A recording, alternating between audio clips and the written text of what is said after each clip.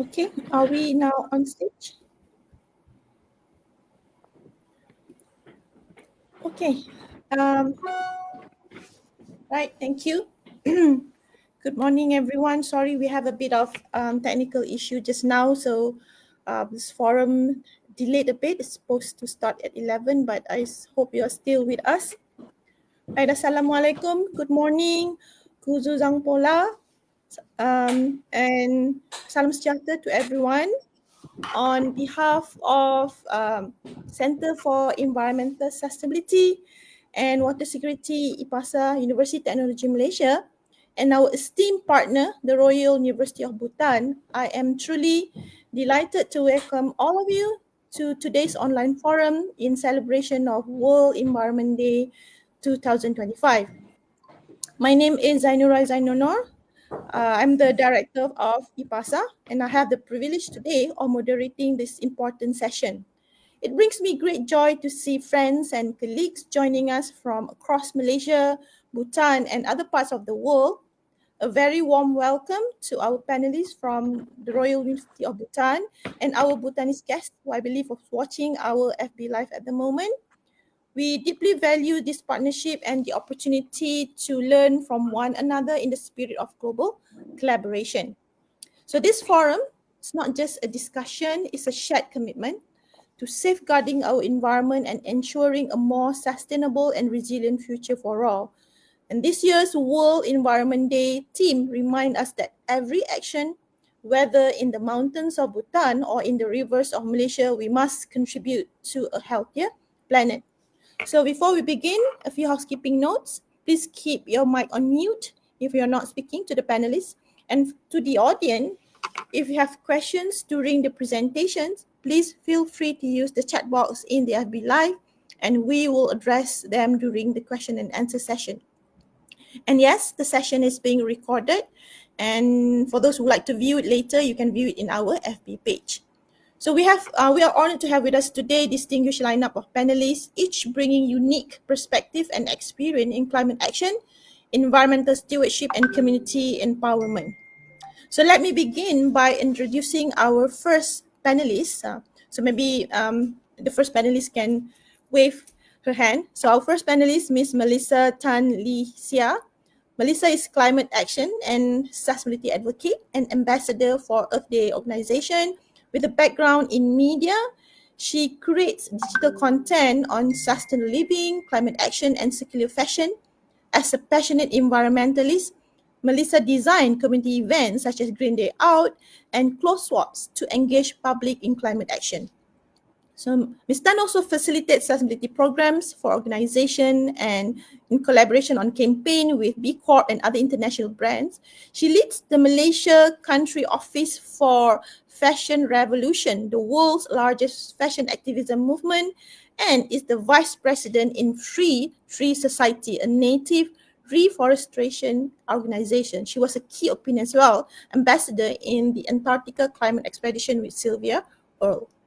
Now second panelist, our own surveyor Dr. Choong Weng, who is an associate professor at Universiti Teknologi Malaysia, specializing in environmental behavior and sustainability. Dr. Choong has led and involved in national and international initiatives for the UNDP, World Bank, and Malaysian ministries, including the development of Malaysia's Environmental Performance Index and other nationwide strategies for environmental awareness program. A passionate advocate for sustainable living and behavioral change, he was honored with the Royal Institution of Surveyors Malaysia Excellent Award for contribution towards sustainability and named one of the top research scientists in Malaysia, TRSM, by the Academy of Sciences Malaysia. And our next panelist, Dr. Bhagat Suberi, a seasoned forestry expert with over 28 years of experience. He holds a PhD in forest management and carbon and has served in the Department of Forests under Bhutan's Ministry of Agriculture and Forests. Currently, Professor Bhagat is the professor and head of the Department of Forest Science at the College of Natural Resources, Royal Bhutan University, where he leads academic and research efforts in sustainable forestry and carbon management. And last but not least, our fourth panelist is Professor Chogyel Wangmo from the College of Natural Resources, Royal University of Bhutan. She is an environmental scientist with expertise in climate resilience and sustainability, particularly in mountain communities. With extensive academic training from France, Bangladesh, and Bhutan, she currently leads the Department of Environment and Climate Studies and contribute to Bhutan's environmental standards and research. Professor Chogyel is also active in community training and policy-related work on sustainable and climate-smart practices. So before we begin with the question and answer sessions, I would like to invite each of the panelists to give a short presentation on today's related topic. So first, I would like to invite Ms. Tan, Melissa.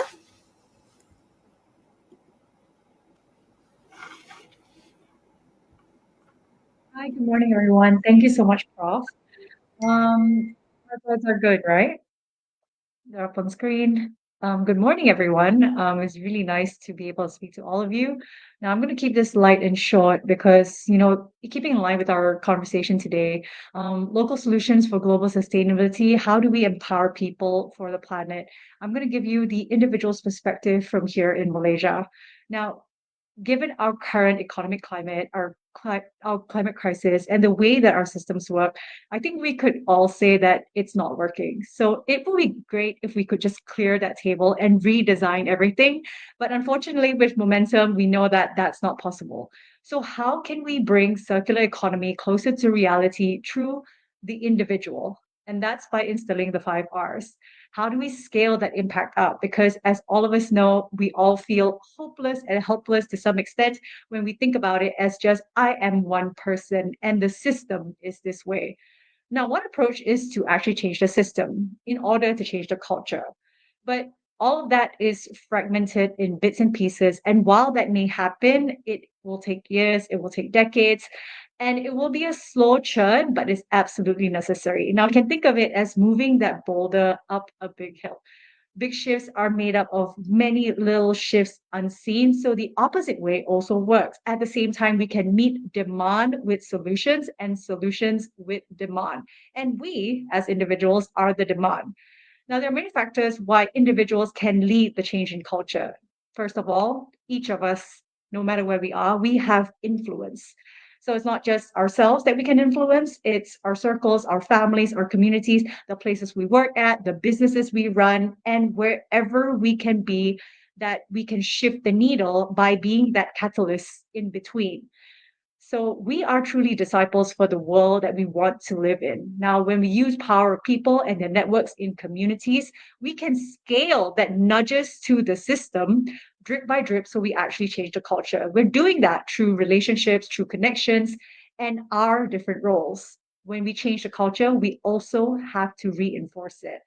Now, the benefits of individuals is we're nimble, we're adaptable. We can take forever to change a system, but I can change today just from the habits that I practice. So through that drips, when we scale it up, this is where we can bring zero waste systems into reality. Now, according to Gaia, zero waste systems are versatile strategies to continually reduce waste through all of these methods. And these are cost effective to implement and they produce fast results. So let's see how that brings about circularity into the real world. Now, if you look at circular economy, it has 3 aims: eliminate waste and pollution, circulate products and materials at the highest value, and regenerate nature. Underpinning all of that is to transition to renewable energy and materials. So while we aim for these 3 things, this will be the underpinning. When we talk about countering climate change, there's a lot of focus on transition to renewable energy and then leaving it at that. But these 3 circular economy aims are really where we need to place our focus on. So let's look at how that is practiced in reality through the eyes of the individual and then how that scales up. So let's look at the first aim: eliminate waste and pollution. Now, what we want to do is to actually do that before it happens. So the goal when it comes to sustainability is we always hear this word of, oh, sustainability is recycling, right? But with the broken system of recycling that we have right now, and with most things not actually being recyclable, what if the goal was not to recycle more, but to recycle less? So we're avoiding waste and pollution before it actually happens, instead of trying to create a problem and then try to fix the problem after that. So here in Malaysia, there are about 40,000 people in the Zero Waste movement. Thanks to Zero Waste Malaysia, an amazing organization here that I'm deeply impacted by. And they just empower people to live by the 5 Rs. Refuse what you don't need, reduce what you do need, reuse everything over and over again, recycle, right and well, and of course, rot, composting. So through these 5 Rs, we can eliminate 90% of waste before it actually happens. And that's true behavior change. So now the aim of this is not really to, just to break a little bit of the myths that kind of happens in the sustainability space. The aim is not really to switch to more compostable materials, more better materials, that may be very subjective, whether it's paper or some form of plant-based material. What if we just kind of skip the entire process and simplify life as it is, to be able to do that? So you can see practices like bringing your own bottle, your own container, shopping from local stores. That has led to businesses cropping up around Malaysia that can support that lifestyle. So on the left-hand side here, you will see small businesses allowing you to that enable you to refill the things that you do need, like cleaning detergents, the rice, the grains that you use, and cleaning personal care items. And through that, we all can eliminate as much packaging before it actually happens. So again, all these zero waste stores have started mushrooming around Malaysia. So in the network right now, there's more than 700 stores and access points, all within a 5-kilometer radius of where you live, so that you can enable this zero waste lifestyle. I'm very mindful of this time that we have here. And then how can we circulate products and materials at their highest value? So before this, we've been stuck in this constant, still a linear economy way of doing things, which is to use whatever we want and then to try and donate them, recycle them at the end point. But what if we also stop not just packaging and waste, but items, the things that we use every day? Because all of us have more than enough things that we have more than enough things in our homes and not enough utility out of them. When we tap into community over this constant consumption, that's how we can also eliminate the carbon emissions and environmental cost to producing these items, things that are often getting shorter and shorter in the time that you're used. So on the left-hand side, I started hosting clothes swaps, and there are many other avenues here in Malaysia where all of us just stop shopping because all we do is constantly share with each other. So we used to, head over to our neighbor's house and borrow a ladder rather than, I'm going to click buy and get a ladder myself. On the left-hand side is that. And then on the next two is I've furnished my entire home when I was setting up a new home to all in secondhand, just by tapping into community, into the secondhand markets, into yard sales, into community events. And I didn't have to actually buy anything new. In many cities as well, these are in the States and in European countries, they've actually started library of things where a lot of the things that we want to use, we only are going to use once or twice when it comes to repairing or, things that happen frequently in your life. So they have library of things so that the entire community can access the same utility of the same set of items instead of everyone buying and producing a set of their own. And then lastly, regenerate nature. In Malaysia, we've also been fantastic at that. Lots of really great projects happening around with urban farms, with biodynamics, entropic access points for the community to get involved and for us to be able to regenerate our soil through our organic waste as well. So just to recap, how that translates then into 40,000 people in Malaysia practicing this lifestyle is on the left-hand side, you will see this pin with 700 maps. On the right-hand side, you will see Buy Nothing Projects, a worldwide global movement where everyone that has any need of a thing can access a thing just by asking a neighbor, hey, can I borrow this thing or can I have this thing? And if you have no use of your own stuff, you can also give it away through free cycling groups such as this. And on the two left-hand side, two top, that has been scaled up to city levels, where the city of New York on the left-hand side has built it into their building code that they have now water access points in every building, so that plastic water bottles doesn't have to be a thing anymore. And on the right-hand side, we have, places like Freiburg have citywide reusable takeaways that is part of the system, and that nobody actually has to have takeaway containers anymore.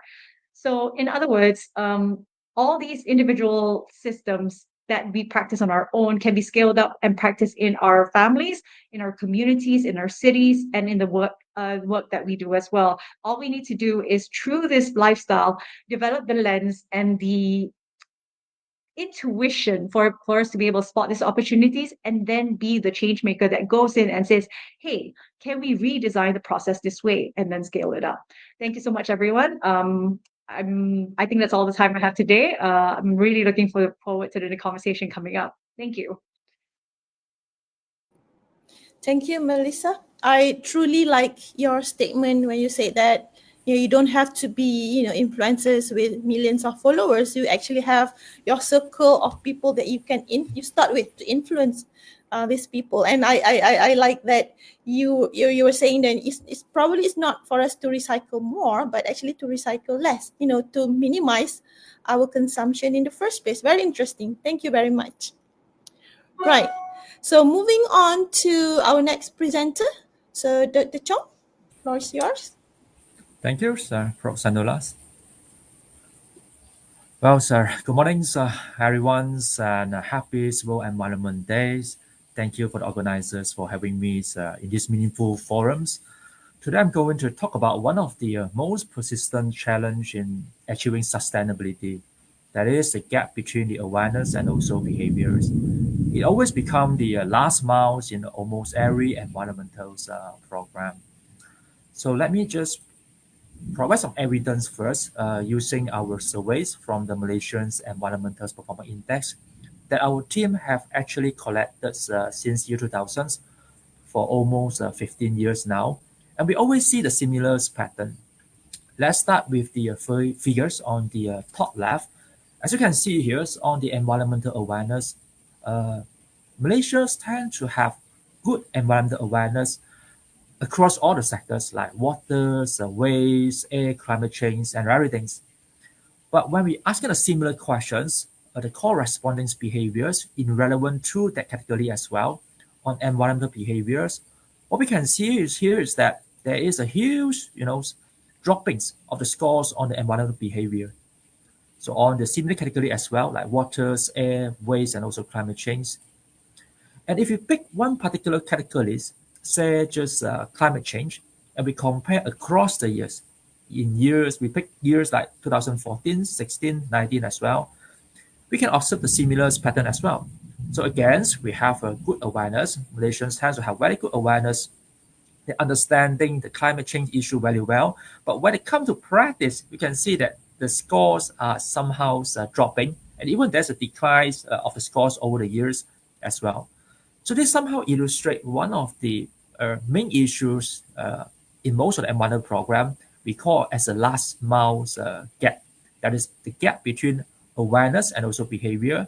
Imply that Malaysians tend to have good awareness, but however, we did not translate that awareness, that understanding into actions itself.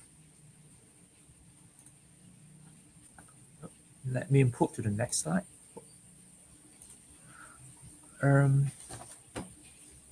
I give me a moment. I can't move to the next slide.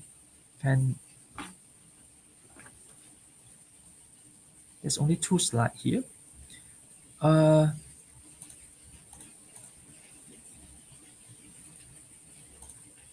Sorry, I think I have to re-upload the slide again because it seems that cannot move to the next slide. Just give me a moment. I think there's some issues here. Let me re-upload the slide again. Thank you.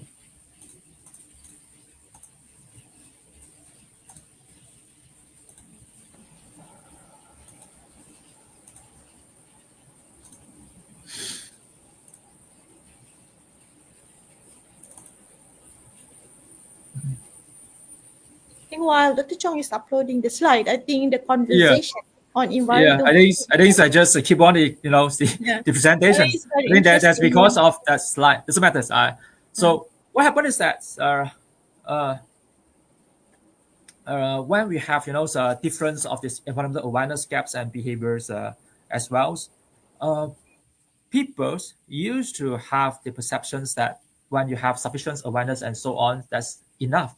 But the thing is that it have a gap between awareness and behavior.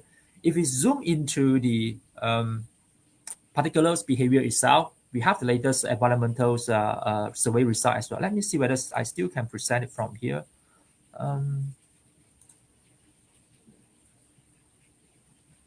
Dr. Su, can you just, slide has been uploaded. Let me see whether it's no, I think there's only two slides here. Maybe it's, the slide is some, I don't know what happens, but doesn't matter. Let me just conclude accordingly.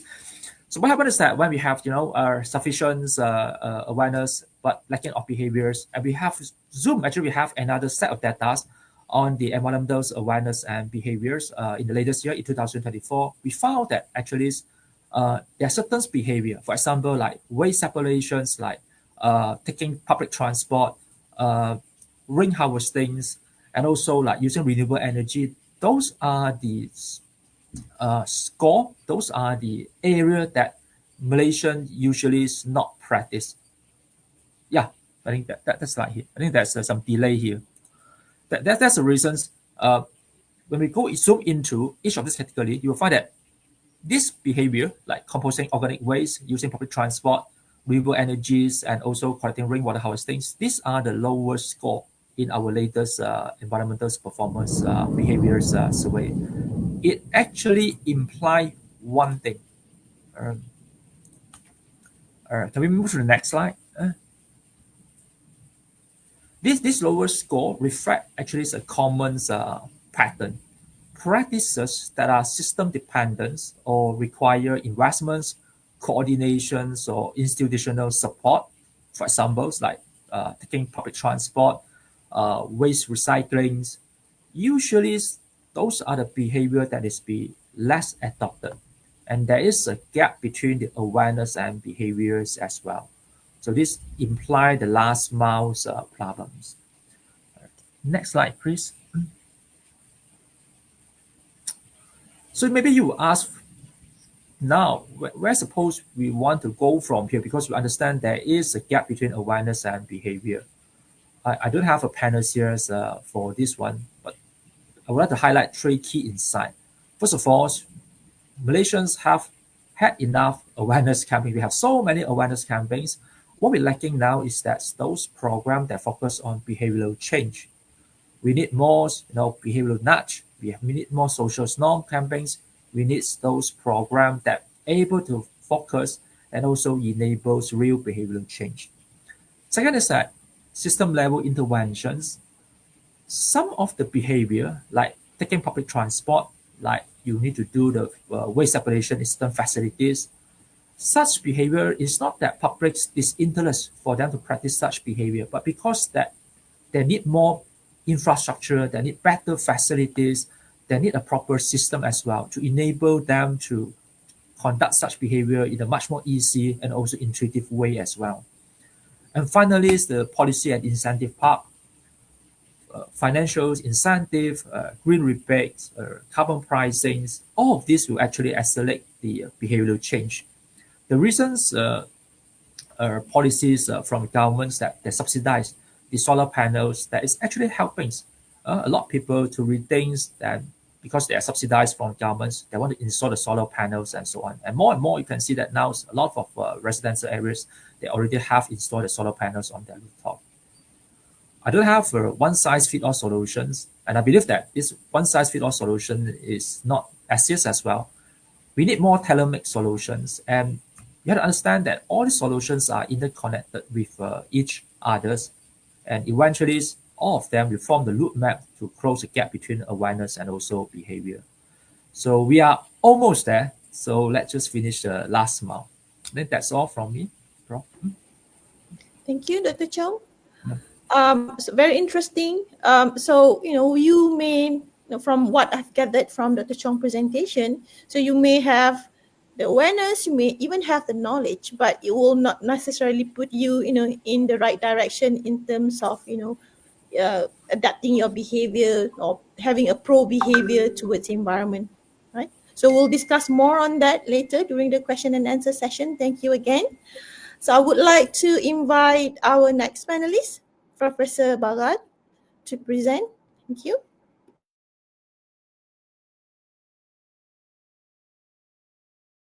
I think it's my slide. So Okay, it's should be Professor Bhagat's slide.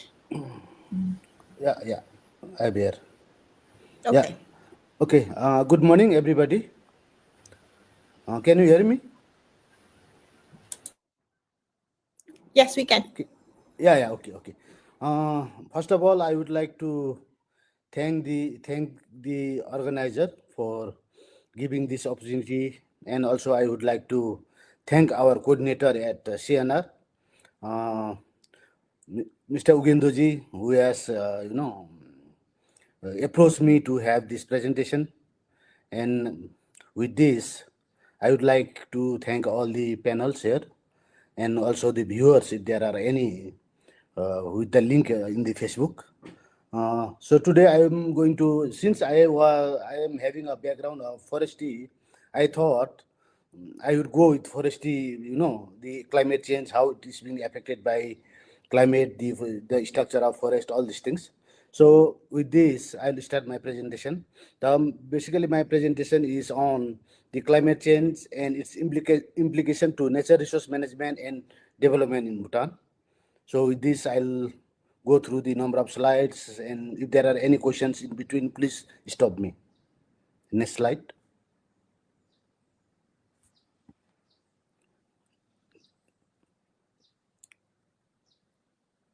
Okay. So the climate change situation in Bhutan, as you all know that uh, climate change is real now. Everybody agree that climate change is happening, and nobody is excused from this. The change that is taking place. So it is also in Bhutan, worldwide the change is taking place, and everybody is aware. So especially in the eastern part, eastern Himalayas is experiencing the significant impact of climate change. A lot of things are happening. It's not as usual. If you look decades back, the scenario was different. Now, due to rising temperature, the pattern of precipitation, different things are happening. Lot of disaster are taking place. So, especially in the Himalayas, lot of things are happening. So climate change related is very complex in Bhutan. For example, you see the precipitation and temperature are, since Bhutan is a very, it's a small country and it is full of mountains. Within a short distance, we have lot of difference in altitude, and this also makes very complex. However, climate change is transdisciplinary and complex issue. Since Bhutan lies in between very giant countries like China and India, there are a lot of industries taking place, lot of manufacturing taking place in China, in India. When Bhutan is in between, a small country, then it's quite difficult it's a challenging for Bhutan to overcome all these issues. Next.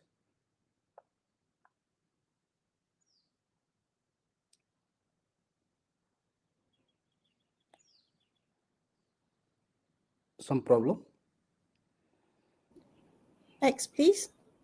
Next slide. Yeah, next slide.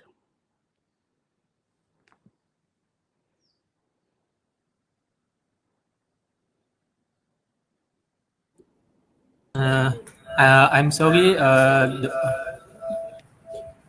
Yes, I'm sorry, Prof. Bhagat, but Yeah. can you share your slide for entire screen? Because there is only two slides. Like Prof. Choong, Dr. Choong just now, it's happened like that. But Oh, when okay. Oh, so should I go to present again, right? yeah, right.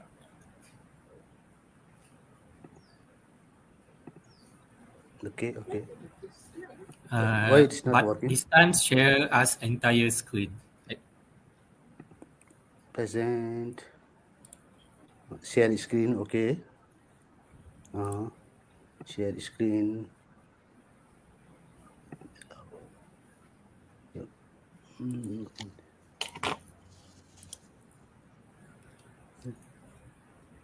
Just a minute.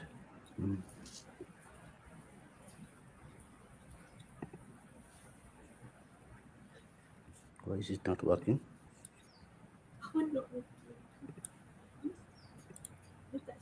Share screen.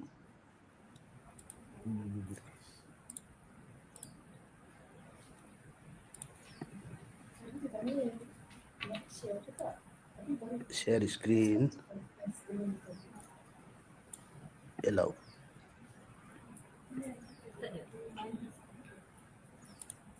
Cuma ada 2 slide. Does it appear?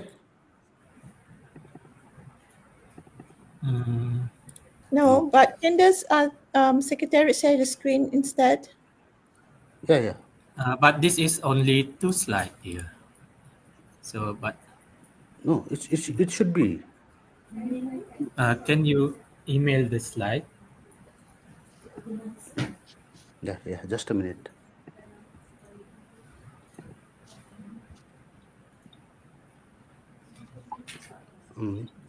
Organizer apa organizer? Bila ya email kalau di email saya ada email kat saya. Reply. Okay.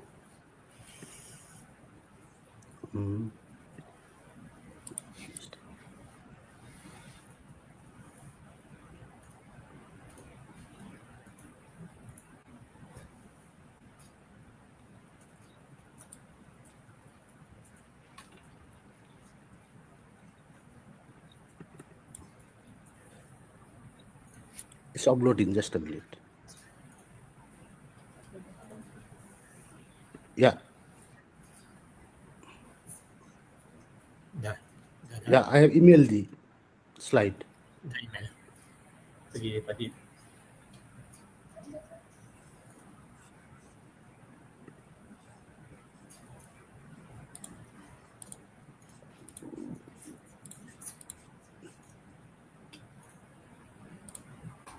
Dia hantar dengan saya.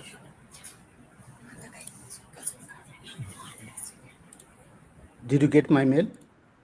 Yeah, I get it. So I will share this slide from my side.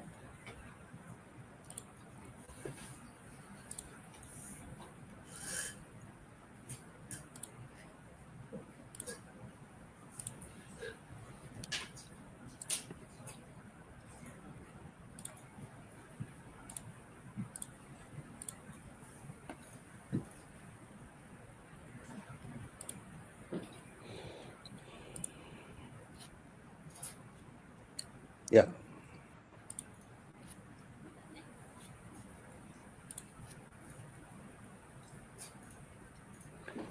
So, okay. So, should I begin? Yeah, you can begin now. Yeah. So, the earlier slide number 1, I guess. Previous one. Yeah. Next slide. Okay, sorry for the disturbance. There is some technical issue. Oh, the previous one.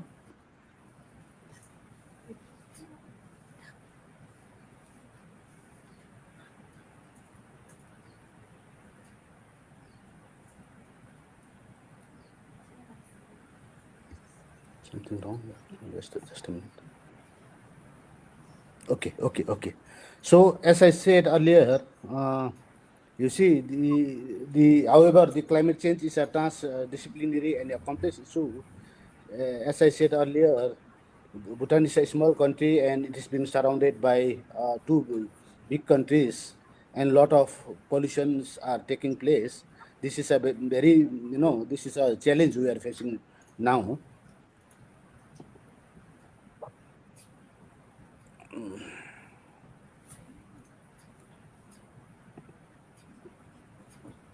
Next slide. Again, next slide.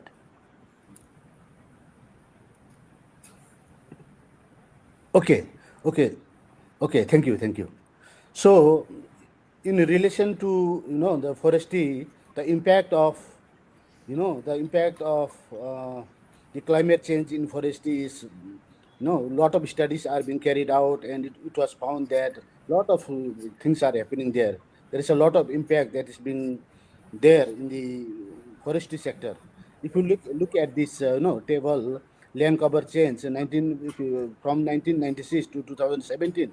If you look at the snow glacier, the rocks, grassland, pasture, forestry, agriculture land, there is a lot of changes that is being taking place from if you look back to decades back, and a lot of things are happening here. Next slide. Then if you look at this, one very major issue in forestry, maybe because of climate change and other factors, we do have a lot of forest fire in the country, especially during the month of, it starts from, usually sometimes it starts from October to February. Sometimes it starts from October to November, December, January, February. It almost lasts for 6 months. These are going on, and lot of destruction in the forest is happening. Next.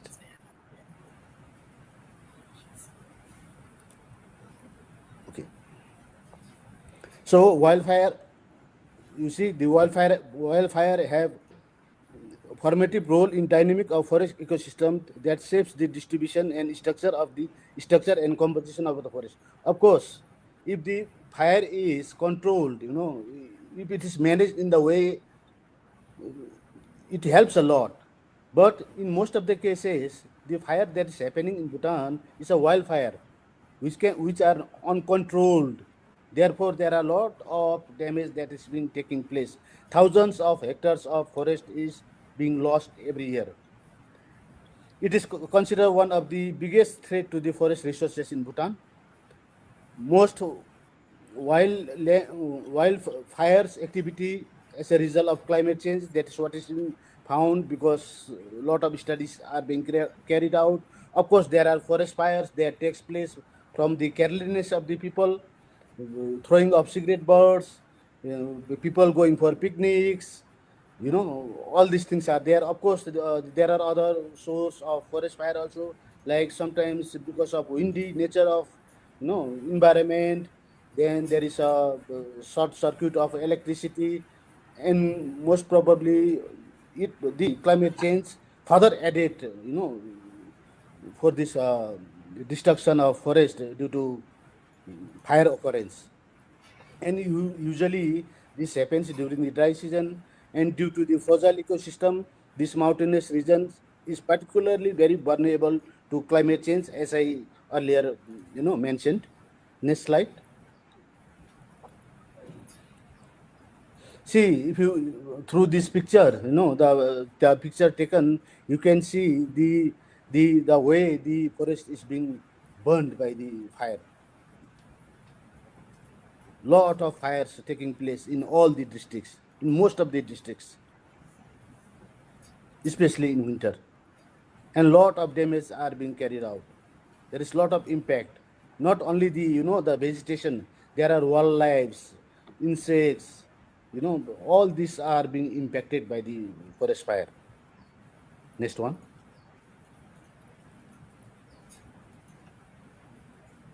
Next slide.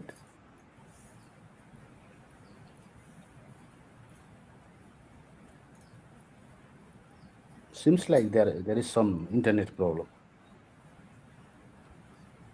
It gets stuck.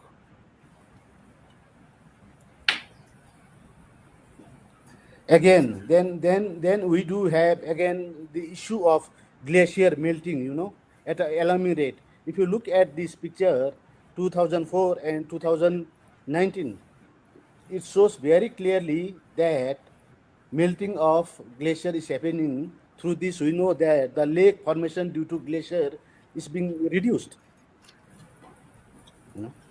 It's getting reduced.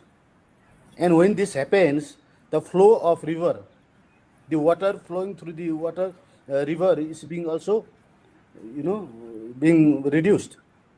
And of course, when there is heavy rainfall, we see volume of water in the river flowing. But however, in the dry season, we see that river is getting dried every year. It is getting smaller and smaller. Next slide.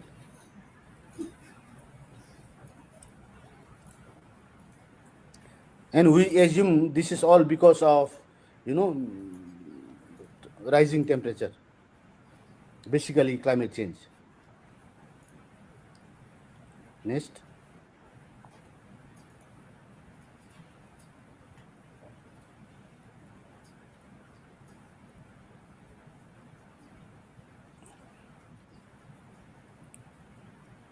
Okay, then if you look at this, observe changes of flowering time of plant species. If you look at this slide, you see that the flowering time of many plants have shifted. For example, if I take the example of rhododendron, usually it flowers during the month of April. Now when you travel from one place to another, we can see now even it flowers during the month of March, meaning that the flowering time of the species are being shifted because of the warmer climate that is taking place. So this is how things are changing, and it is all attributed to climate change. And even we see that the studies are being carried out and found out that the shift is taking place.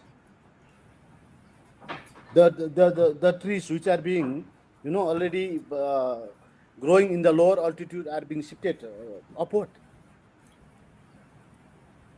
Next slide.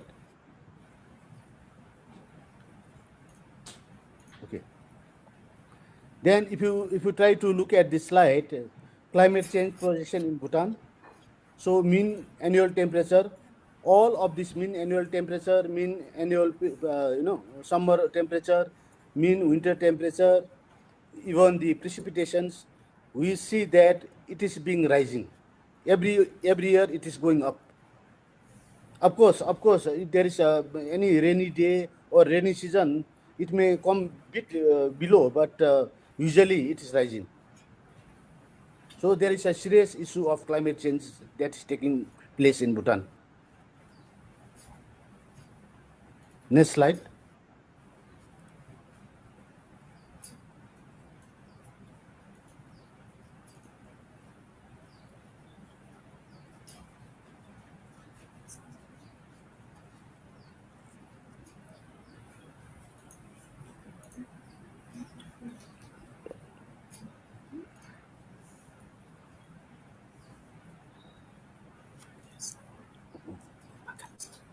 Getting stuck. Is it the internet problem with me or is it there? I think it's with you because we have seen the slides moving. We are No, seeing the slides. Yeah, actually, I am connected with the landline. What is wrong? I don't know. Okay. Then, if you look at the implication of climate change impact to natural resources, you see, if you look at water resources, water scarcity is everywhere. That is being taking place. Every year, in one or the other area, there is an issue of water. Even if you look at our own place here, the College of Natural Resources, we do have a water problem every year. We are supplied with the water on timing basis. Long time back, before 10 years, there was no issue. Okay. Then we do have natural hazards like flash flood, erosion that is taking place. The roads are being washed away, the buildings are affected, the communities are affected. All these are happening in recent years, which are not seen long time ago. And even as I said earlier, as I mentioned earlier, forest and biodiversity, where there's a shift of timber species, any plant that is found in lower altitude to the higher altitude. And we do have more of invasive species that is taking place. Then even if we look at the agriculture, aspect, it has been reported time and again that, the agriculture crops are affected by pest and disease, which are basically attributed to the climate change. That's what is happening. Next slide.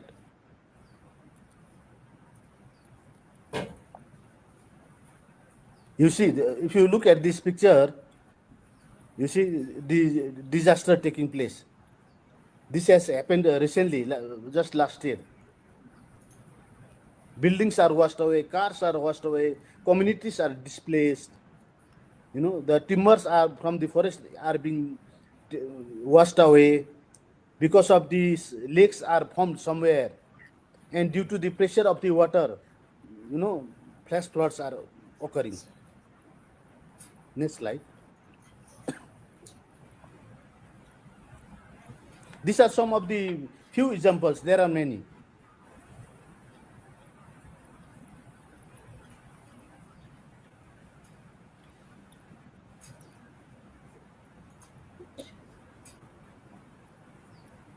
Prof, would you like to conclude your presentation now? No, not it. I have some. Okay. Then if you look at the, addressing climate change impact through implementing, okay. So we are trying to sustainable development goals. We are looking at it, so based on the 12 5-year plan, and we are trying our best how to, overcome this, all this disaster, all this whatever is happening. So based on the sustainable development goals, it is embedded in the 12 5-year plan. So based on that, the Bhutan is trying to do every possible way to mitigate or to do some kind of adaptation activity to overcome climate change impact in forestry. And if you look at the College of Natural Resources, we have lot of programs which deals with forestry, sustainable development, environment, agriculture, animal science. These are being taught to the students here. So later on, when they graduate from here, they can do something. They are already aware these things are taking place, and they are the knowledge is being transferred to the students.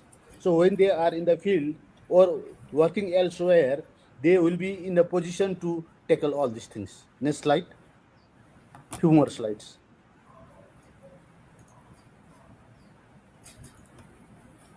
Yes, next slide. Similar.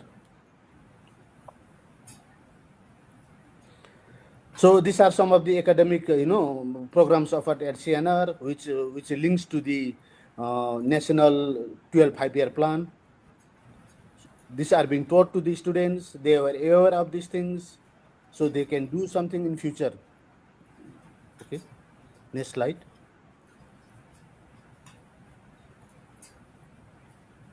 So most probably, looking at all these problems, that is the disaster, the impact that is taking place, the way forward. Bhutan one again gone. Okay, Bhutan, one of the biodiversity rich countries in the world, but the landscape would soon show its changes with the current trend because of the change in temperature, the precipitation pattern. So it's likely that more things are going to happen if we are not careful. Then maintaining a minimum of 60% of the total land area on the forest cover for all times to come. It is in our constitution, and it's the responsibility of every citizen. We take care of this thing. It is a major step for countries to preserve the natural habitat and resulting into biodiversity conservation. It's the responsibility of everybody. So more focus giving on multiple species with species habitat range as an approach to species conservation. If you look at the aspect of forest conservation, forestry point of view, then if you look at the topography, challenge for food production. Since the impact of climate change are already being felt, it is of vital to focus on research to adapt the impact and mitigation. Of course, these things are already being carried out, but it is important that we strengthen more. Lot of things are being carried out at the field level. Lot of research has been carried out, and things are in place in different places, But we cannot just simply sit down and sit down quietly. We have to strengthen. We have to do more on this so that it becomes sustainable. And as I said earlier, the most challenging thing we Bhutanese have is the transboundary issue. Being a small country surrounded by big countries, that is the issue we are having now. So with this, I end my presentation. Thank you so much. Thank you, Prof. Bhagat. We're sorry for the technical issues. Anyway, I think from what we could conclude from the presentation is that the challenge for Bhutan right now, as far as climate change is concerned, is that despite doing the best the country can, but being surrounded by giant nation like China and India is really driving Bhutan. It's giving Bhutan a hard time in terms of doing mitigating the impacts that come with the activities or operations carried out by these countries. Right, so we'll discuss more on that hopefully in the forum sessions. So without further ado, I would like to invite Professor Chogyel presentation. Yeah, thank you. So, hello everyone. I'll be quick with my presentation. So most of the presentation, I think, is explained by Dr. Bhagat. So thank you for having me. So I'm going to present on environment and climate change in Bhutan. And so again, what Bhagat sir was saying is it's a small country within China and India. So if you look at area-wise, it's also quite small with less than around 800,000 populations. And then, so yeah, again, I have a slide. I cannot change the slide, so if I may ask someone to control my slide. I did send my slide to the organizers. I think first two slides, after that I cannot change.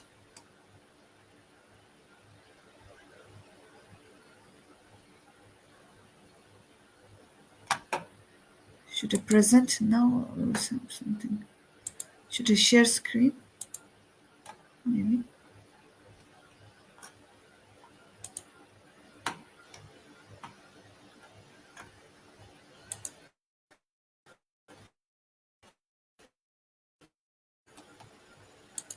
Okay, you can just say next. I think I'm sharing screen, so if it's possible.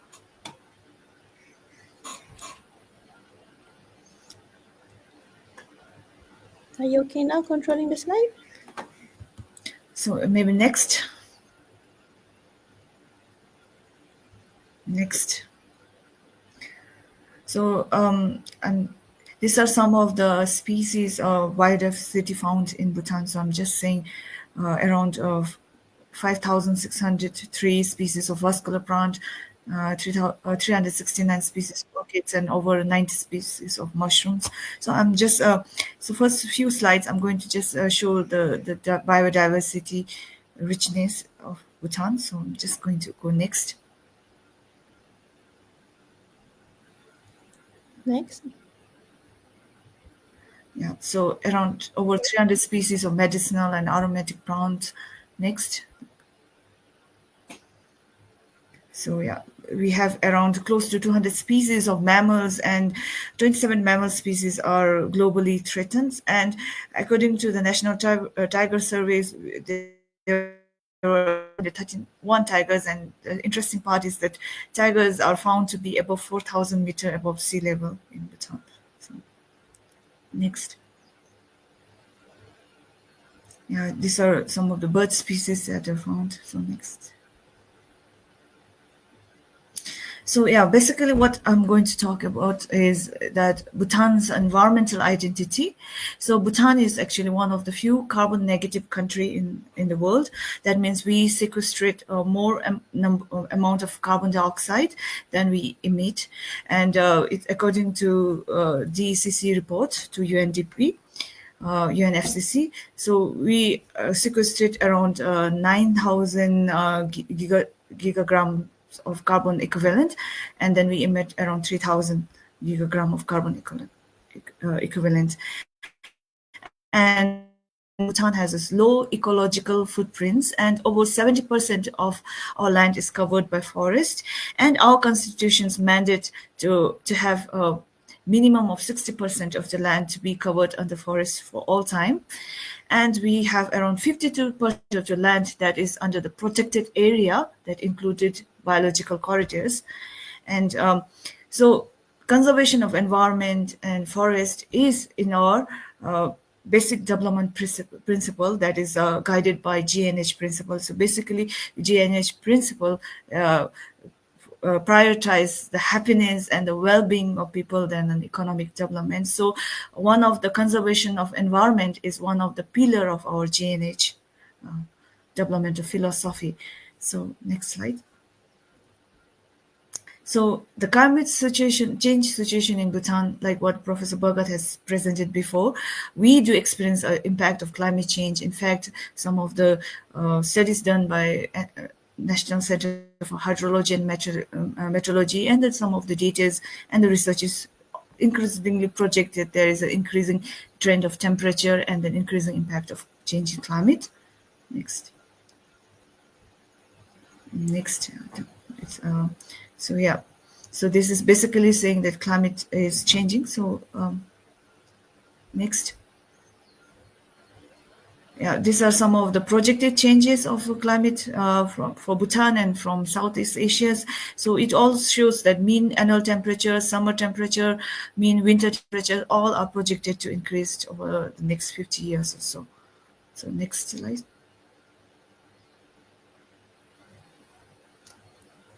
Next slide, please. Yeah. So some of the key environmental challenges right now in Bhutan is that we face climate change impacts. So in fact, the one Professor Bhagat says that we have huge issues in terms of water resources.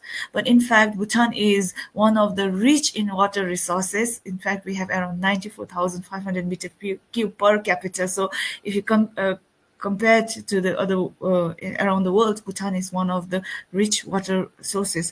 But we have a lot of, we have to take in mind that most of the drinking sources in our country is from spring water. And we have researched, and a lot of findings are showing that our spring waters are drying. And because of our mountainous and rugged terrain, the accessibility of water resources is a big issue at the moment.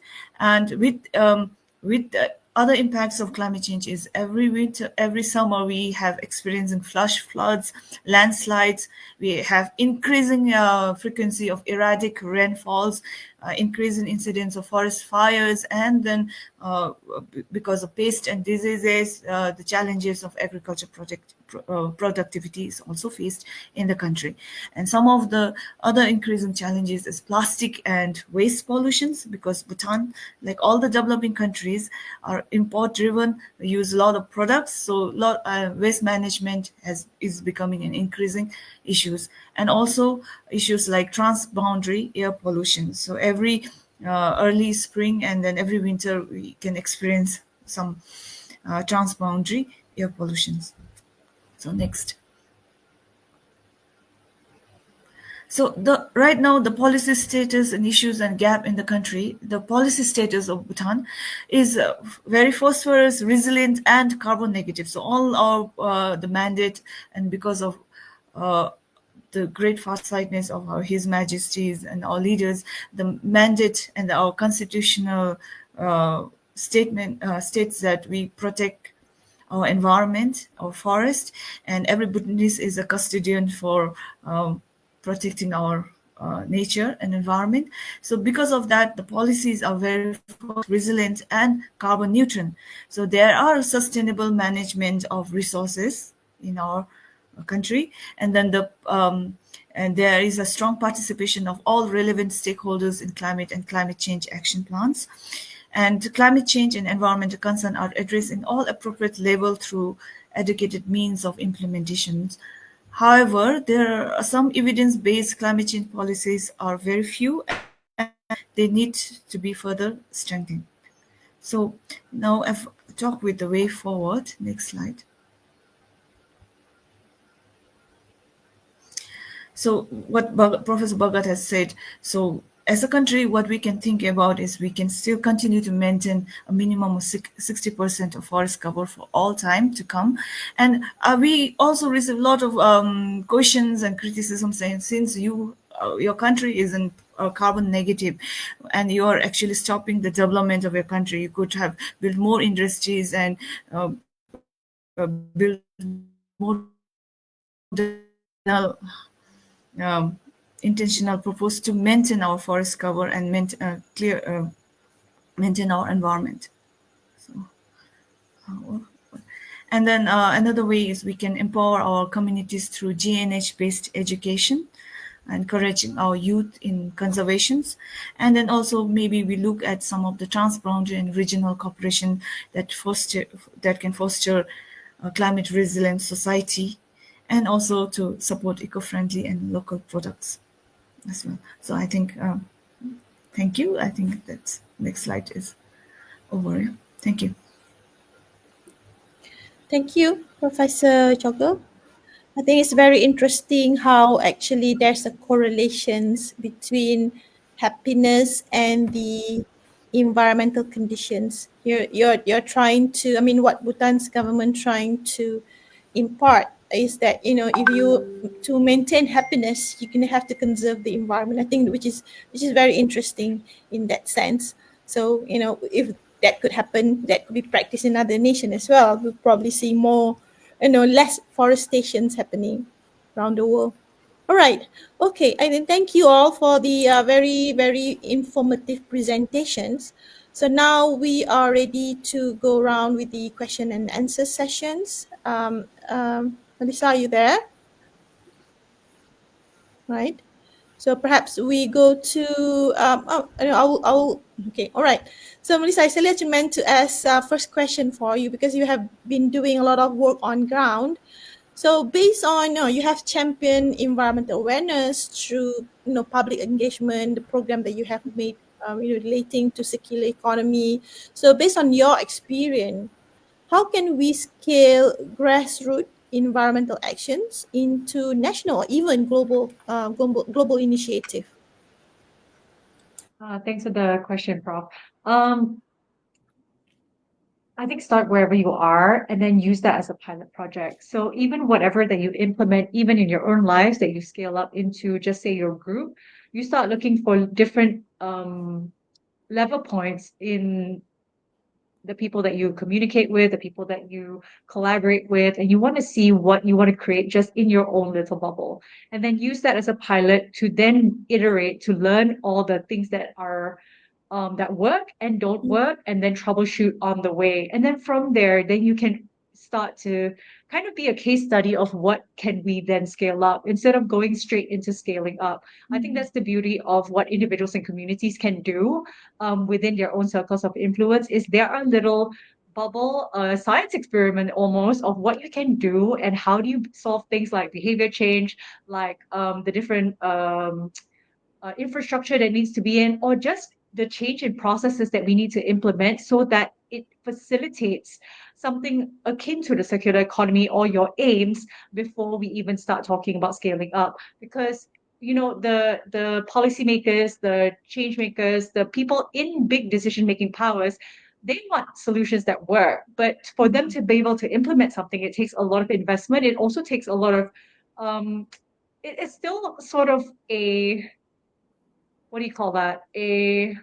a bet that you take. You don't know whether it works or whether it doesn't. So sometimes we see things like projects that get approved that really don't go anywhere. And you see a lot of money being wasted, but then like, what did this actually achieve? So here in the grassroots, you have a lot of opportunity to do things low cost, low effort, low this, low that, low barriers to entry as well. So whatever you want to create, you can create first and then see where you want to take that. You can't jump straight to step 10. You got to start at step 1 first. I think that's the beauty of what has happened in Malaysia as well. For example, in say Zero Waste Malaysia, it started with 2 people with a Facebook group, and then 40,000 people joined, but not overnight. It's how we start to empower people to spot these opportunities by ourselves, live the path, and then you start developing the mind for you to be able to, oh, we can do this, we can do this, we can do this. And then from that, that's why even like in UTM, like the students are such a powerful force to be able to do this. Like, what do we want to see and create? And then step 2, step 3, step 4 will come along the path when it is time for that. Thank you. Thank you. I think what you're saying that is that we're gonna have to make sure whatever that we do on ground, even if it's small scale, make sure that it works first before you go on moving on to the next step. I think that's really powerful. Yeah, Dr. Choong, yeah, coming back to because Melissa was talking about community work. So your research actually connects science with community level relating to environmental initiative and stewardship. So how do actually local knowledge and research play a role in shaping the national level? Again, asking the same question, to you, but in terms of research itself, because Melissa is doing work on ground while you're doing research. So how does research actually help with the same initiative or with the same target? Well, when we say about, say, engagements with the local communities, the first thing first is that we have to ensure that the inclusiveness of everyone's inside. Usually the solutions are coming from the top tiles, and then sometimes solutions work, sometimes solutions is not really working because it doesn't match what the local communities needs. So what we actually really suggest is that we need to have a co-creations, means that the top managements, the policy makers, those who are the implementers, or the enforcer as well, that should not view the local community as the problems, or they shouldn't view the local communities as the beneficiaries only, but they have to see them as part of the local solution, because they can have a lot of good solutions as well. Maybe I'm giving an example here that some of the local knowledge and practice, as we know that in Sabah there's one and it's called Kadasan Dusun. They have this takau system. And this takau system is about, like, the takau means prohibition. So they have a certain periods they are not allowed fishing in their river. So they have design or designate certain period of times for the river off limit for fishing. And this really help the the river to regenerate, and then that we could hold the fish stores and so on. So these are the local knowledge that can bring back to the policymakers, and policymakers can learn from them as well. Maybe there's another example that I can share, is that when we're doing our last project on the global challenge research fundings, we actually have the collaborations with the local communities and also indigenous group as well. We even have because we are the research institution, we see ourselves as the agent of change. We are the middleman, because on one hand you have top towns, on other hand you have bottom up as well. So we are the one as a researchers, the research institution, to link them together. So we are the one who bridging them together. So what we did is that we bring over the industrial partnerships, industrial papers, that the community always complain that because of them they pollute the river and so on. So we create a platform, we bring together these two parties, community and also the industrials, manufacturers in the area as well, and then have discussions. And they found that actually some of them, it's not because of pollution from the industry. There are some misunderstandings between them, and then together they can co-create the solutions for the issues as well. So some of the suggestions from our previous 5 years project has been recorded and been translated into some policy brief and shared it back with the relevant party as well, including the Bhagat and so on. So I would say that most important is that when we want to looking at ourselves as a research, how we can contribute. We have to, as a researcher, we see ourselves as the agent of change. We are the middlemen to link both the top, the policymakers, and also the communities together, so that it come at the point that we can bring the solution to each other. I think that's from me, Prof. Right. Thank you, Dr. Choong. So you're saying we should be the link, the bridge that connects. Basically trying to the one who, closing the gaps, not just the gaps in terms of behavior and knowledge, but also like, providing the platform for between these different stakeholders. Yeah. Yes. Right. Thank you. Right. I'm again coming back. I'm very interested with the gross national happiness. So my question next would be to Professor Chogyel. So in terms of in Bhutan, so the GNH or gross national happiness is an integral concept. The countries actually impart this knowledge and try to provide correlation between environmental conservation and happiness. So how does the environmental education actually being incorporated to ensure societal well-being and empowerment?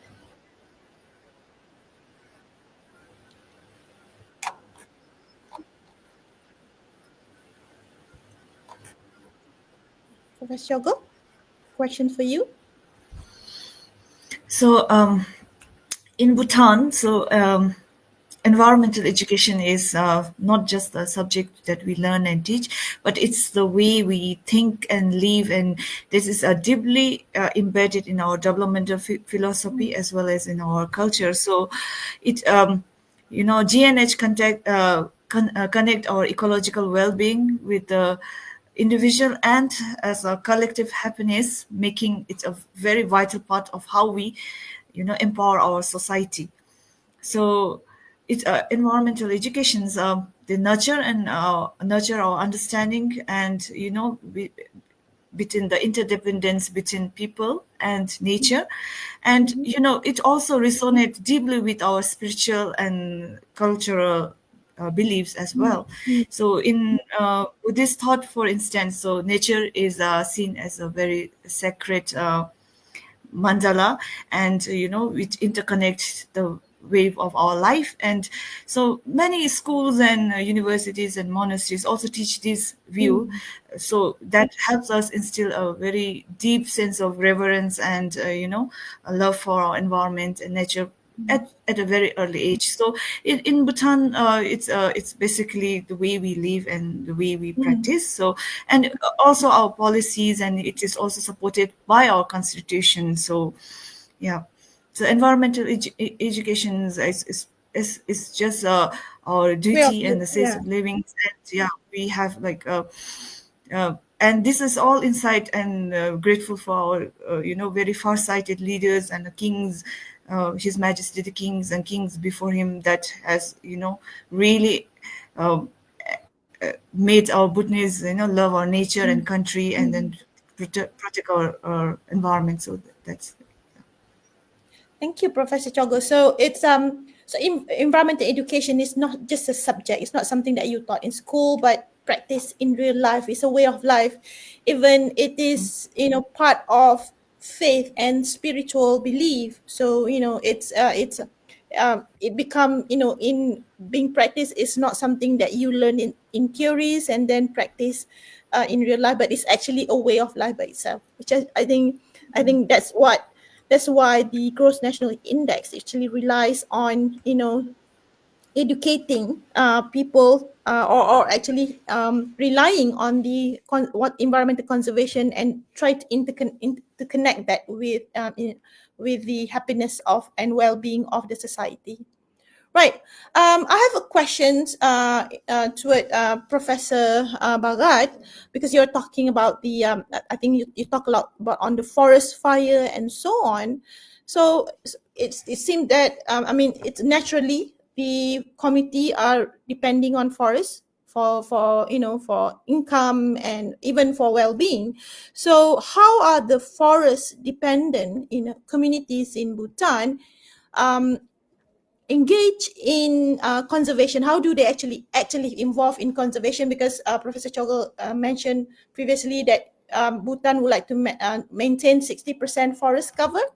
And what are the most effective empowerment mechanism that that the country has practiced so far that it seems to be very effective?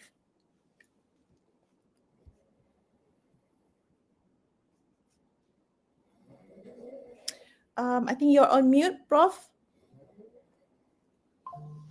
Sorry. Thank you for the question. Thank you for the question.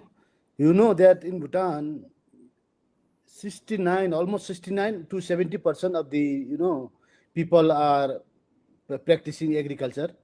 They stay in the rural areas. Of course, we do have a rural and urban migration problem.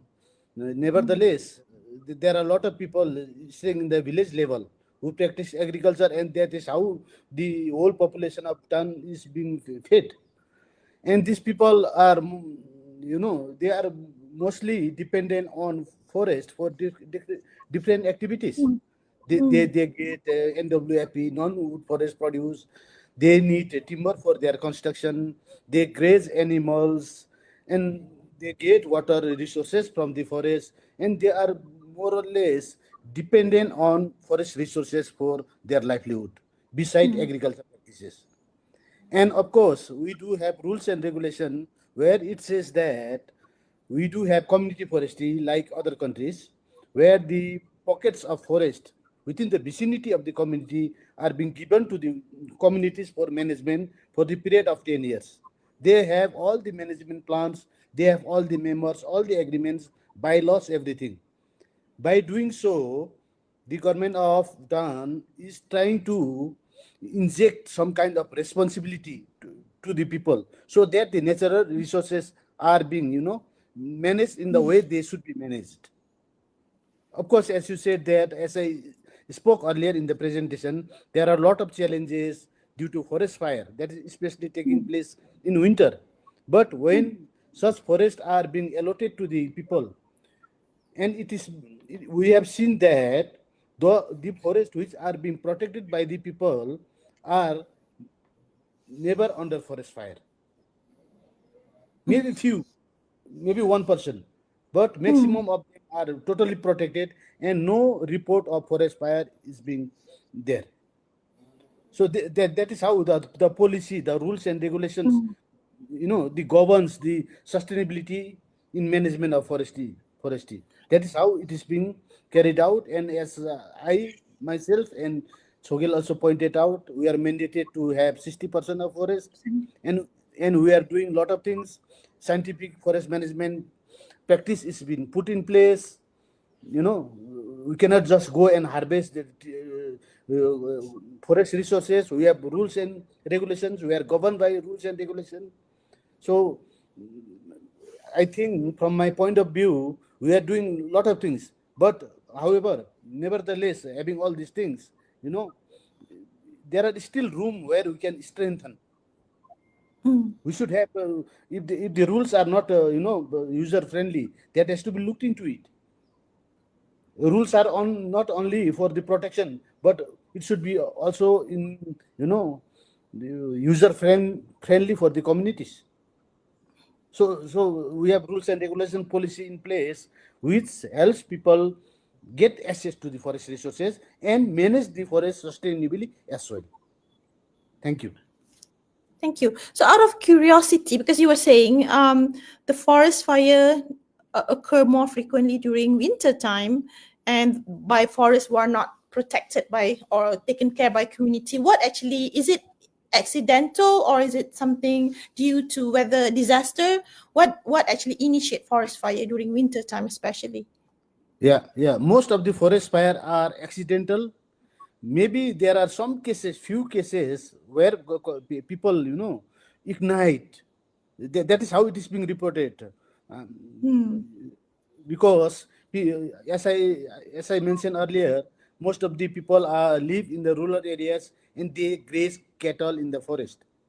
And to graze a cattle in the forest, they need new grasses to come up. So it is evident that when there is a forest fire, we get new grasses. So in such case, they can visit. This is one case. There are other number of cases where people go on picnics. They lit fire. So before they leave, they forget to set up the fire. Completely. And sometimes, in most of the cases, it has been reported that the electric lines, especially during winter, it is very windy in the western and northern part of Bhutan. And the electric lines, because of the electric line running through the forest, there are short circuits which cause a lot of fire. And of course, the climate change adds on that. Yeah. Very, And very interesting. and we Yeah. are trying our best. Every year, lot of awareness are given to the public. Lot of awareness are given to the schools, college level, that the forest fire should not happen, and we tell them what could be the consequences. Yeah. Thank Yeah.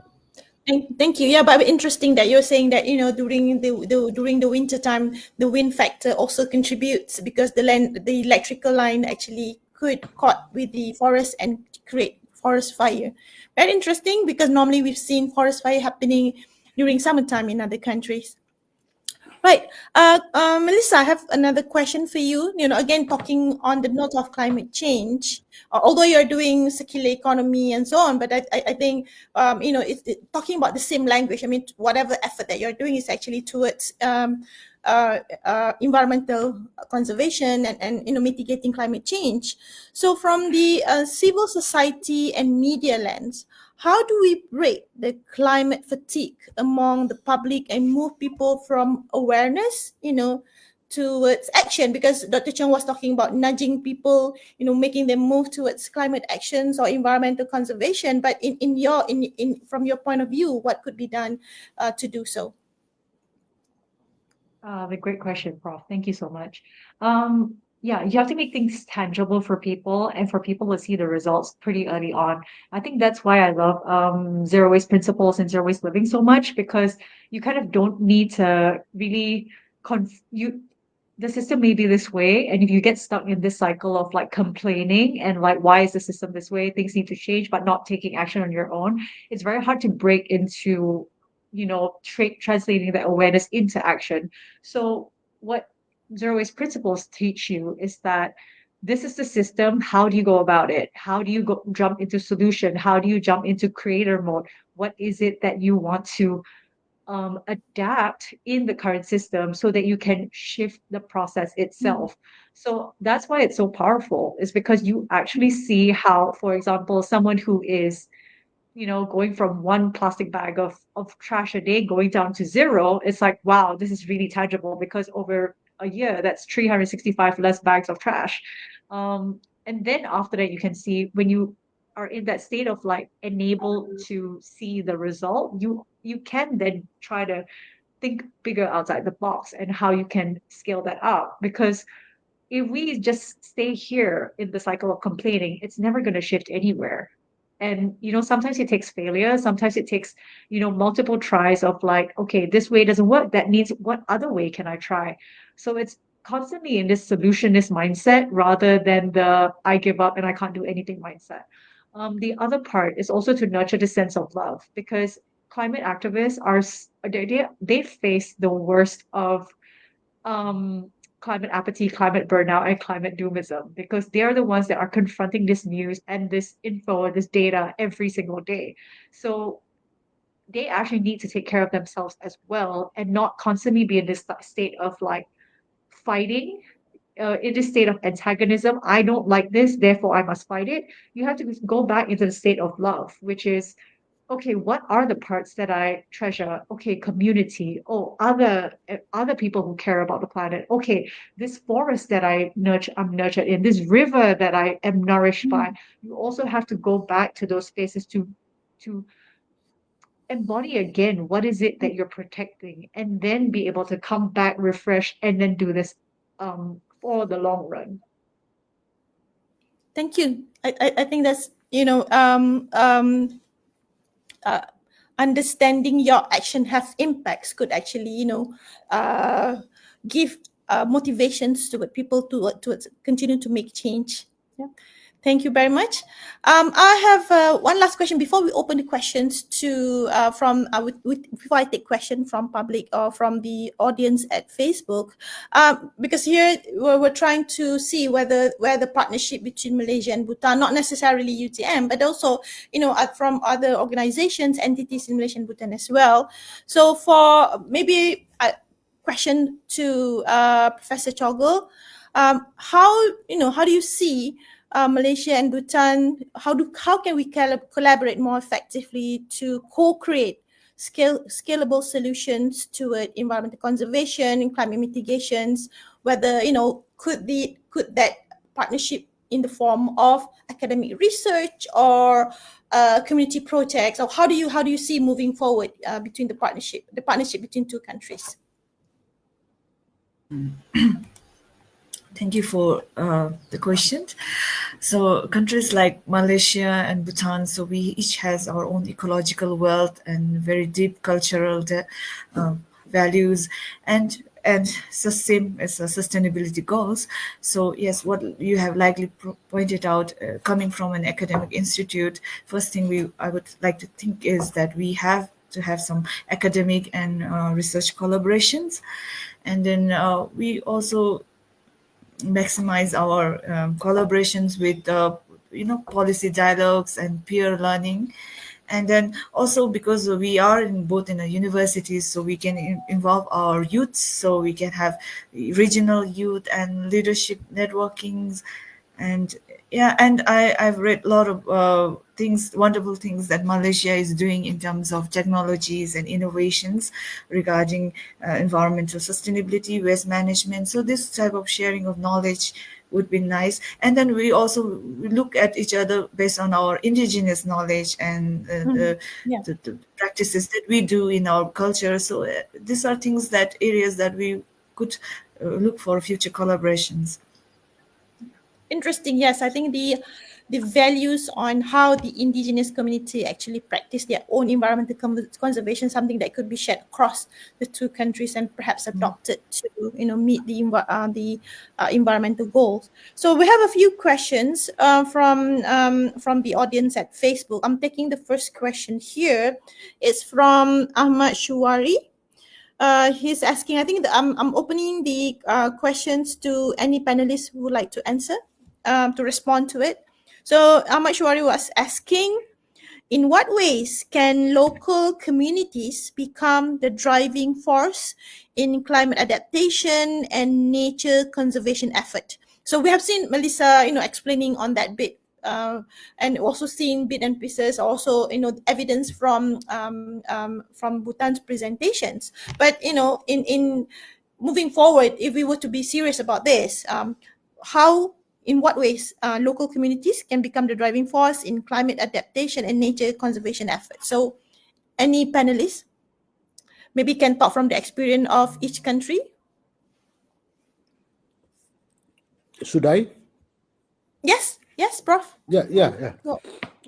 As far as the Bhutan is concerned, 50% of our forest area, 50% of the forest area is under protected management, and we have a very unique protected areas, national parks, sanctuaries, all these things.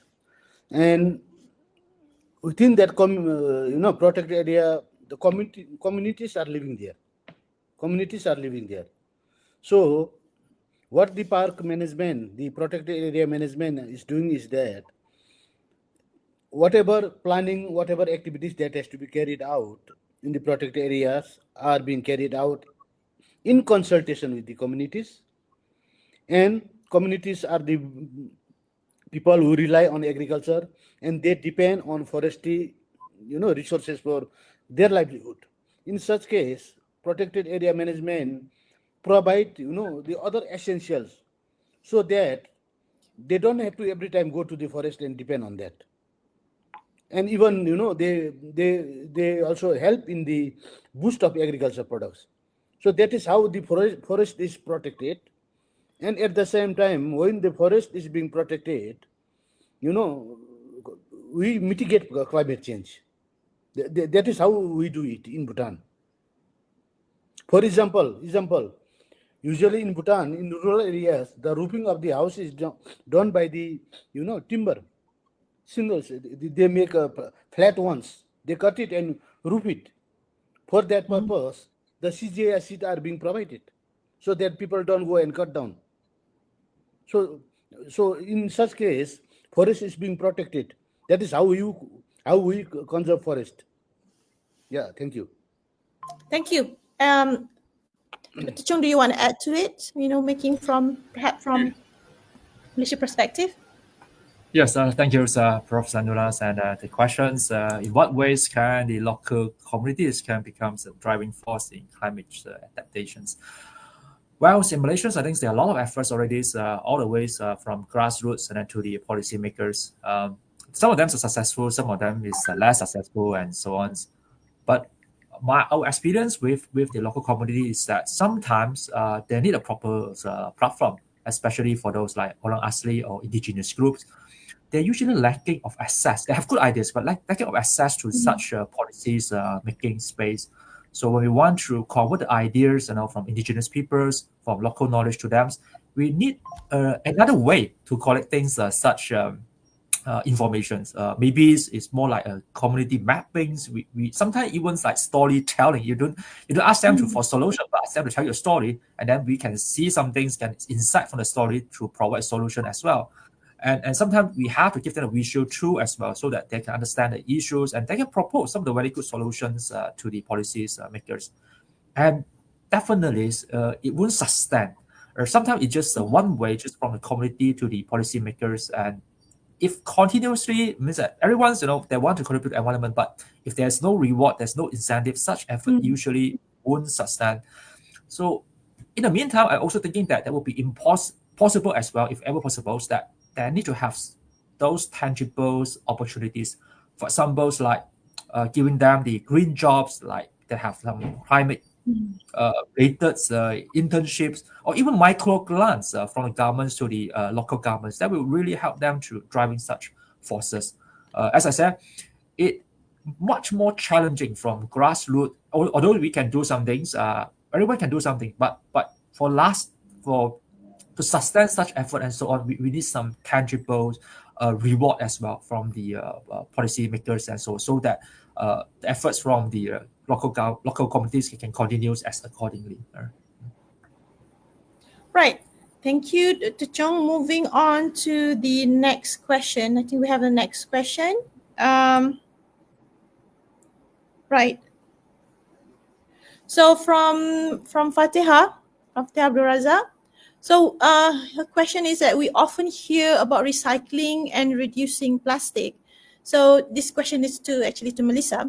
What's working here and what is not? Thanks, Fatiha, for the question. I want to add on to what Dr. Choong was saying as well. I think what he was kind of really illustrating is that we are ecosystems in ourselves, and it actually isn't just local community. It's local community using network to be able to push something forward. So, for example, even within this box, it is a local community. So if we see a problem, maybe I'll call this friend. Maybe you have a lawyer friend that can come and support this way. I have a media friend that can come support this way. And all of you are actually local communities. So once you spot a problem, it's how can we bring in the network to come and support and push this forward. So if we see things like Bukit Kiara, saving forests from being taken down here in Malaysia, it also took local community, but not just us standing here with a protest sign and a petition. We're bringing in my lawyer friend, your media friend, this, that. So that is the ecosystem that can push a movement forward and get action change to get the attention of policymakers and decision makers, so that they can no longer stand back and say, oh, we don't know anything about this, we're not going to take action. And for your question, Fatiha, what is working here in Malaysia and what is not? Increasing the recycling rate based on just messaging is not enough. We need infrastructure to be backed up. And we also need to have extended producer responsibility brought forward a lot sooner. Because saying that we want a higher recycling rate, but collecting trash that isn't recyclable isn't going to actually solve the problem. Continuing to produce the things that aren't recyclable and then, trying to deal with the back end, that is also not feasible. So a lot of, as you know, a lot of the responsibility has been put onto the consumer to recycle more when these things aren't even recyclable, when these solutions aren't even there. So there's a lot that we can do to stop the trash coming in at the source itself, which is to even stop, say, oxo biodegradable plastic bags, which just produce microplastics. Stopping, you've seen many iterations of this already, and then pushing these good solutions that don't produce disposable waste up front, and then pushing that as more access points, more encouragement for people to access that, and make using plastic a little bit more difficult, because now it is just too easy. One thing that we always like to one example I always like to use is, now we are paying 20 cents because if you forget your bag and you want to take a plastic bag, and then everyone just forgets and everyone just pays the 20 cents. Well, if it was 10 ringgit for a plastic bag, suddenly everyone remembers, right? So it's really, how do we choose these different mechanisms instead of just, I think right now what we're doing is repeating the same thing, hoping for a different result. And we got to be a little bit more innovative with that. And I mean, I don't mean to shout out the zero waste community again, but they've figured out living zero waste in Malaysia, even with current restrictions. So these folks might have a lot of really great ideas that we are just really not tapping into. And each of us are kind of lighthouses for these ideas to spread. So, for example, because of how I live and how we live, the cafe that I go to, I just keep messaging them. I just keep saying, hey, why don't we do this instead? Hey, I go to a restaurant and I say, hey, why don't you do this instead? Like, I've made it so easy for you. I've made the solution and presented it to you already. And all you had to do was just put a system change, a process change, and that's it. And that's how we escalate, just based on planting lots of lighthouses within all of us to change the system. Thank you, Melissa. This is very interesting. I think I like the point where you're saying, a lot of responsibility are put on the consumer to recycle, to do this and that, segregate. But at the end of the day, are we sure that the thing that we're supposed to recycle can be recycled?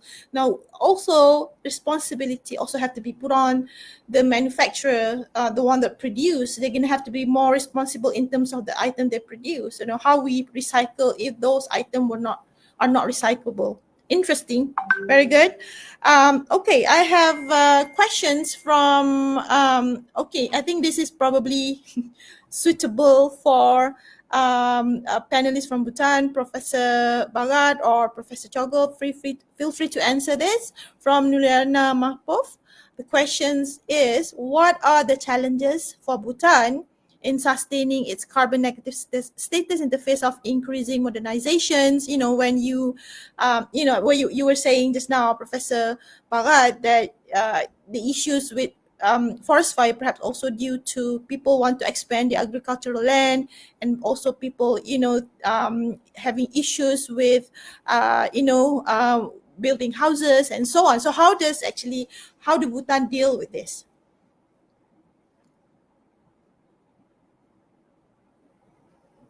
Professor Bhagat or Professor Chogyel, which one? Any of you, feel free, or both of you can. I think its challenges are many, and one of the challenges is that we are not. Some of the criticism that we get is that we are not investing so much on economic development because we are very mindful of our forests and land and resources and water qualities. So one of the challenges is that Bhutan, one of the main GDP export is our hydropower. We don't have much industries. We have very few industries, and we are very mindful of bringing new industries. And in that, it's a developing country. So in that, we also have a lot of issues in terms of youth unemployment, less economic economic activities. So these are some of the challenges. And another one is that even though we have 52% of our land as a protective area. So the researchers have found out that wildlife are coming outside the protective area, because if you just go behind our agricultural land, there are forest covers. So human-wildlife conflicts are there. So many challenges are there regarding maintaining the carbon negative status. But we are mindful with our developmental activities and with the increasing sustainable practices that we would be able to maintain. But this is a very good question and very difficult to answer or bring back solutions. But yeah, there are many challenges. Thank you. Bhagat, Dr. Bhagat, you would like to add? Yeah, if I Go ahead. if I add something, of course we do have challenges. Everywhere, nothing is perfect. Everywhere challenges are there. Nevertheless, if you look at it from the perspective of forestry, we don't export timber. You see, timber exporting is banned. We do import. So basically, this is being done so that we remain carbon neutral, as well as we preserve our forestry, and conservation status is always kept, as desired. It's like that. Of course, we do have challenges of forest fire, which burns lot of forest, acres of forest every year. But we are putting in place such as, awareness giving to the community, do's and don'ts, rules and regulations are there in the places. And of course, as pointed out by the Chogyel, we do also have an issue of human-wildlife conflict, and we are doing our best as far as possible to maintain co-status what is there in the nature. We are trying our best. Thank you. I think it's very interesting that it's easier said than done actually. Although Bhutan is known as the lung of the planet, maintaining it's not easy, as you have younger generation going for modernization and so on. We also have this wildlife human conflicts here in Malaysia currently happening, very big issues, and educating public, as both of you were saying just now, is also a challenging point at this stage. So we have another question, I think also interesting. Again, question for Professor Bhagat. So from 𝙒𝙊𝙑𝙄𝙍𝙊𝙉, I'm not sure I pronounced the name correctly, but sorry if I didn't. Greeting to everyone. All the presentation were worth watching, informative as well as interesting. My question to Dr. Bhagat Suberi: what is your views on change in flowering time being the cause of pollinators decline? So quite technical. So I think this is within your expertise. Thank you. I may not answer you perfectly, but there is a change in flowering time that has been reported. But I don't know whether it is because of the decline in the pollination, because of the pollinator. Could be also. We may have to do more study on that, but definitely we have seen that there is a change in flowering time. When we travel from one place to another, and again it has been reported from the studies that has been carried out, but I cannot tell you exactly now. It could be because of the pollination, decline, decline, because of the pollinators are no more there, which used to happen there. So more study may be required. I may not be able to answer you perfectly saying that this is because of this. Obviously, one factor is climate change because of rise of temperature, and when we are in need of rainfall, we don't get it. That could be the another reason. More study has to be carried out. I cannot tell you that because of this reason exactly. For sure, climate change is there. Rise in temperature, fluctuation of rainfall. All these things are also driving that issue. Thank you. Thank you. Thank you very much. Right, I think we are towards the end of, we are nearing 1 o'clock.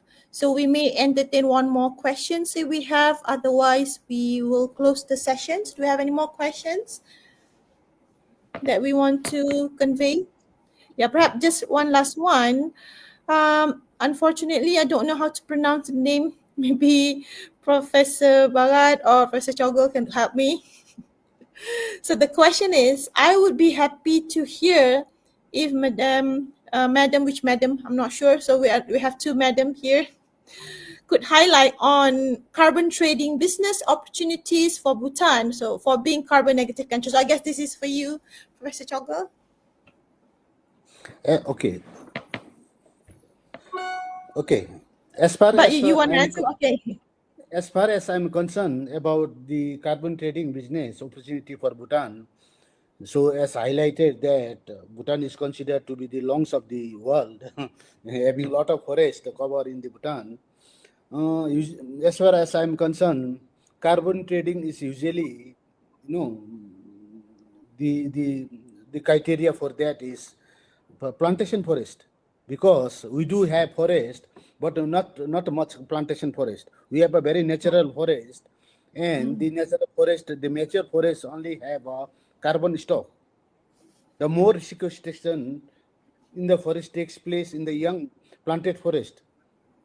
Therefore, the government is already working on the how to go about that carbon trading business. So as far as the world is concerned, the carbon trading is concerned, it is related to the plantation forest, Right. where large area of plantation forest is required, where sequestration of carbon is more there.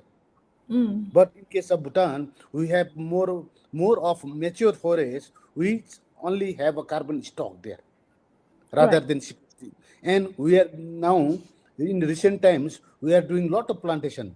If one tree is being felled, we have to plant double, twice. That is the policy we have, And lot of barrel lanes are being planted with seedlings now. Slowly, the young trees are coming up. So once those young trees are as well established, Yes. then the business of carbon trading may come up, and the government is already working on that. That's my point of view on carbon trading. Right. Okay. So, Just to add yeah. on, Yeah. right now, Bhutan has not actively started doing carbon trading, but we are working on it. Our government is still exploring. I mean, recently in news, there's some deal with Singaporean government regarding the carbon credit transfer. So, government is actually looking at the exploring the opportunities for carbon trading in international market. But I do acknowledge that this is also one avenue that even to one of the avenue or challenges to maintain carbon negative country is that we look for international trading on carbon credits. So yeah, thank you for the questions. Thank you. Yeah, interesting to see, because people would, outside Bhutan, I guess, would assume that having forests would allow you to do carbon trading, whereby when you want to do carbon trading, as far as, planting trees are concerned, it need to be new trees planted. So once the tree has been well grown, well established, then only then you could think about, because otherwise what you have right now is carbon stock, not really, suitable for carbon trading. Yeah. Right. Okay, I think that's all the time that we have for today. So other questions, for those, for audience that have additional questions, you may get in touch directly with all the panelists that we have today. You may want to, for example, you may want to start initiative on zero waste, or recycling efforts, circular economy. You can get in touch with Melissa. Or you want to know more about Bhutan initiative, we can get you connected with our researchers here from Bhutan. Right, so thank you very much to all panelists for your insightful presentation, and to our audience for your active participation and thoughtful question, and for staying with us throughout these 2 hours. Today's session has offered us valuable space to reflect on the unique environmental challenges that we face, and more importantly, perhaps the future collaborative avenue for us to actually address these challenges together. So from the voices of grassroots advocates to academic researchers and institutional partners, we are reminded that the real impacts happens when knowledge meets action and when local and global efforts converge. So to our colleagues and participants from Bhutan, Malaysia, and perhaps other countries who join us today, your presence has enriched us today, and we hope this will not be the end, but rather the beginning of a sustained engagement and knowledge exchange. On behalf of the Center for Environmental Sustainability and Water Security, IPASA, and the Royal University of Bhutan, I would like to express our heartfelt appreciation to everyone involved in making this forum possible, our panelists, our technical teams, and especially the audience with us here today. So let us take this momentum from today's discussion back to our institution, communities, and decision-making platform, and continue to advocate resilience, ecosystem, inclusive environmental policy, and a sustainable future for all. So before I end, I would like to give the opportunity for each panelist to say something before we say goodbye. Perhaps goodbye note or an impactful statement. So start with Melissa. Oh my gosh, just start with you. You have more capability and more influence than you think possible. And like, I was just a person with social media, with, just doing everyday normal things. And now 6 years later, I'm able to be in all these spaces because of that journey. So just take the first day, the first start. Don't ever underestimate anything you're doing. Use your mind. You are so powerful. Just start somewhere. Don't be afraid. Thank you, Melissa. Dr. Choong?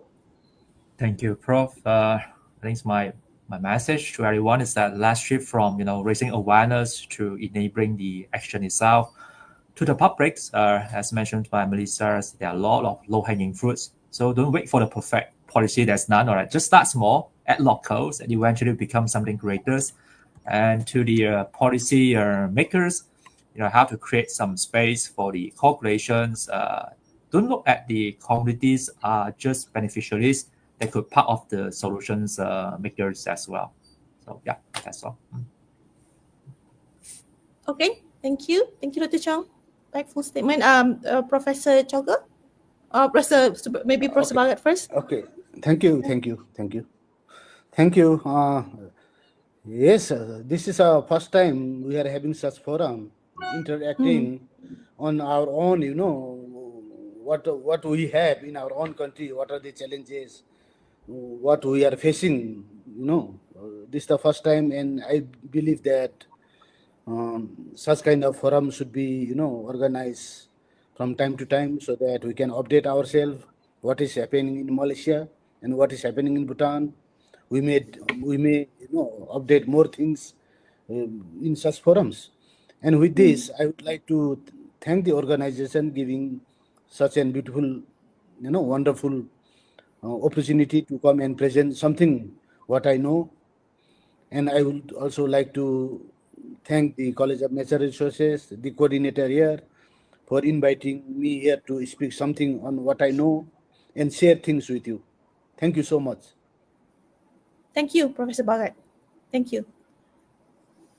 Last but not least, Professor Chogyel. Thank you for the opportunity. So I thank you for all the organization for organizing this. So I just want to let you know that I think we need to empower our people, and through education, participations, and collaboration, such as this forum. So, and I hope that we have more collaboration with Malaysia in future. So, and probably this will be the first steps towards developing our deeper collaborations and exchange of knowledge and ideas. So thank you. Thank you, Professor Chogyel.